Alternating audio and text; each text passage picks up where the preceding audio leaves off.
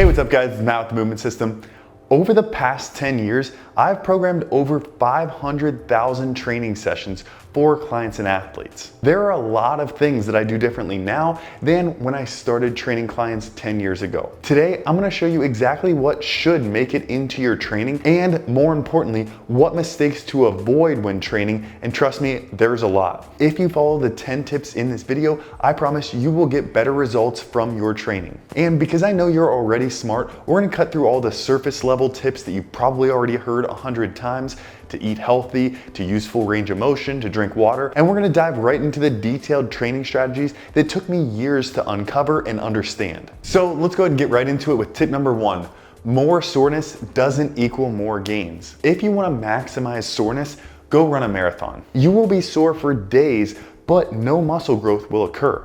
In fact, there's a significant amount of muscle protein breakdown that will occur, so you'll probably actually lose muscle mass. That's because the net balance between muscle protein breakdown and muscle protein synthesis is net negative. This principle, though, applies to more than just building muscle mass. Whether you're an elite bodybuilder, an elite sports performance coach, or an elite running and marathon training coach, what you'll find is that these top-level coaches are focused on the minimum effective dose to provide the result that they're looking for their athletes. They want just enough volume to create adaptation and to do that consistently week after week. This is how consistent progress is made. Amateurs aim to annihilate, professionals aim to stimulate. All right, and tip number 2 builds off of tip number 1.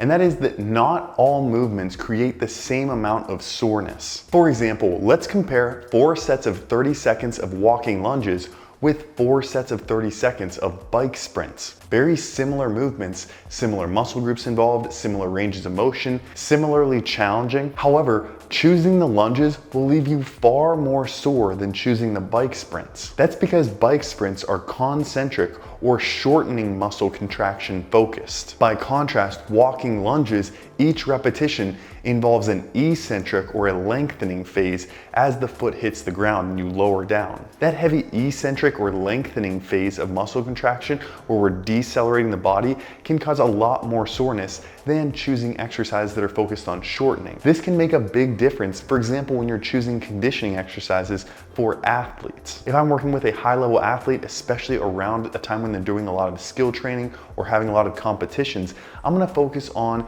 concentric focused conditioning exercises, like a bike sprint, a sled push, or a med ball slam, rather than using something like a bunch of walking lunges. While they may seem similar if you're just thinking about the muscle groups involved, they're very different in the outcome that they produce. If you can program well and deliver good conditioning while keeping your athletes fresh, the athlete and the skill coaches and the sport coaches will all recognize this, and they'll want you working with their athletes rather than an amateur. All right, tip number 3 is that concurrent training, meaning running combined with lifting, actually adds to your gains rather than takes away from them. Now, there's a caveat here that it has to be done right, but if you're doing effective cardiovascular training, you can actually improve your recovery and your fatigue management and get better results. Specifically, I recommend zone 2 work between 60 to 70% of maximum heart rate to maximize cardiovascular health, energy, recovery, mood, and all the other benefits that we get from low intensity recoverable cardiovascular training. If you don't know how to program cardiovascular training correctly and you just go run a hard mile, that is the type of training that's gonna burn you out. But a reasonable volume of low intensity recoverable cardiovascular training can actually enhance your results. All right, and tip number 4 is that plyometrics are for everybody. Plyometrics are fast exercises that involve the stretch shortening cycle, or storing and releasing energy. While a lot of people think of plyometrics as just the exercises that help you jump higher, they actually have a lot of benefit for running economy or the efficiency of your running, for bone mineral density, and for health and performance across a wide spectrum of ages and goals. To realize just how useful and widely applicable plyometrics can be, we have to expand our view on plyometrics far beyond just box jumps. And that leads us into tip number 5. Most of your plyometric training should be low intensity, or what we would call extensive. This means hops and skips and bounds and jumps and exercises that are focused on being smooth and rhythmic. It's in this state where you're able to be smooth and controlled and relaxed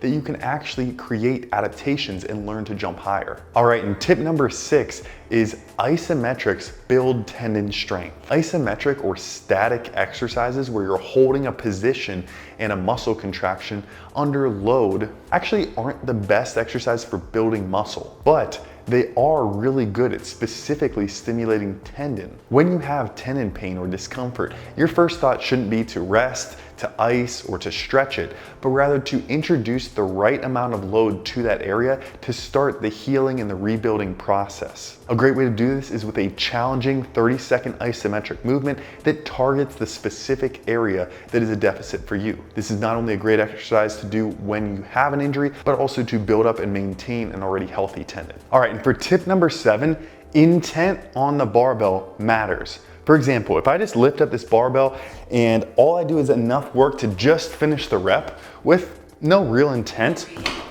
then I produced, in this case, 228 watts of power. But now if I give this bar maximum intent and I drive it as fast as possible while maintaining good form, I can create 637 watts of power.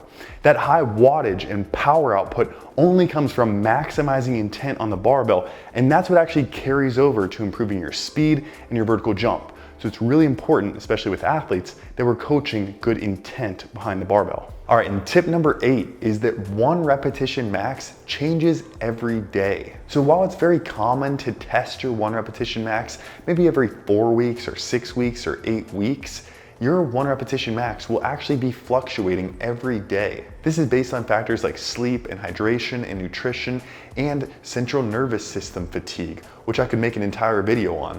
Let me know if you want to see that. So while it's a common strategy to program something, for example, like 3 sets of 6 at 80% of 1 repetition max, the reality is that 1 repetition max that you did weeks ago may be very different than what it is today. A technique called auto-regulation is when we're manipulating training based on daily fluctuations in performance. So for example, instead of doing 3 sets of 6 repetitions, maybe you're doing 3 sets of 4 to 7 repetitions, but really you're targeting 2 repetitions in reserve, or 1 repetition in reserve, or leaving 1 repetition in the tank. This is a good way, for example, to use a 9 out of 10 intensity each training session rather than having some training sessions that pre-programmed 6 repetitions taking you all the way to failure and other days that not even being enough repetitions or not being that challenging. So auto-regulation or using a repetitions in reserve target can make your training a little bit more consistent week to week. And then tip number 9 is to take advantage of post-activation potentiation. Now this is a very fancy way of saying your muscles fire more quickly after you've activated them really strongly. In other words, when I lift a really heavy trap bar and I'm pulling 400 plus pounds, that requires a really strong neuromuscular signal down to the muscles. After that really strong activation or post-activation, our muscles are potentiated or they're kind of revved up and ready to create fast muscle contractions. So I can go into a similar movement pattern like a vertical jump or a pogo hop and feel like I'm floating because my muscles are activating harder and I'm able to jump a little bit higher than I'm typically used to. So you can take advantage of post-activation potentiation by pairing heavy strength movements with similar plyometric movements. All right, and that leads us to our final tip number 10, and that is use it or lose it. This means that if you stop training a specific quality, that quality will detrain or regress. That happens at different rates for different training qualities. For example, the detraining timeline for aerobic endurance adaptations is around 30 days plus or minus 5. Same with max strength. Anaerobic endurance or conditioning is around 18 days plus or minus 4. Strength endurance around 15 days plus or minus 5. And lastly, max speed detrains very fast, 5 days plus or minus 3. This means that if you entirely stop training these qualities, this is how long it will take them to regress to about a baseline level. This is just something to keep in the back of your mind because some adaptations you want to just keep at a baseline, maybe in the off season, and then you gradually want to push those up just in time for performance. This is why I might be pretty conservative with the number of sprints that I'm going to do with an athlete in the off season, maybe just enough to maintain a base. So try to develop the right adaptations at just the right time. So leave a comment below if you guys do have any questions on the 10 tips that we covered today. I'll try to point you in the right direction of where maybe I learned some of this stuff from. And if there's a lot of interest in a specific topic, we can break that down in a full video. Make sure you subscribe so you don't miss any future videos. Thanks so much for watching, guys, and we'll catch you in the next one. Thanks.